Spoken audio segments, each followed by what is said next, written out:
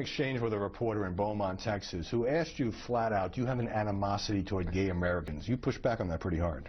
Well, sure. And, you know, we were talking about bias in the media. It was a good example where this fellow, who's a local network reporter, he asked me initially about gay marriage. I told him I don't support gay marriage. Under the Constitution, marriage is a question for the states.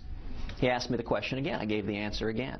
He kept asking the question over and over again, and then it became, do you have an animosity towards gay Americans? And he asked that question something like 6 or 7 times, and it was apparently the only issue this reporter wanted to talk about. I was happy to answer it and happy to answer it again and again, but he kept on asking it, and finally at some point I said, you know, what is it about the left, and I include the mainstream media in this, that you're obsessed with sex, that it's the only thing that matters to you?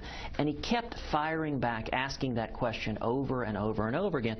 I was talking at the time, as it moved on, I began talking about foreign policy. I began talking about the need to stand up and fight and defeat radical Islamic terrorism. And he comes back immediately with, do you have an animosity against gay Americans? When this guy asked the question 6 or 7 times, you know, I ended up responding by asking, do you have an animosity towards Christians?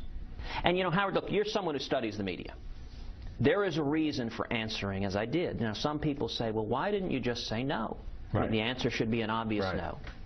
And the reason is, and you know this well, there's a trap in politics that when someone denies something, when Nixon says, I am not a crook, everyone says, he's a crook. That's the headline. And so, politician denies charge, and whether the charge is valid or not kind of gets lost in the lead. Exactly. So I wasn't going to give him that attack headline. That question was designed to get me to deny it.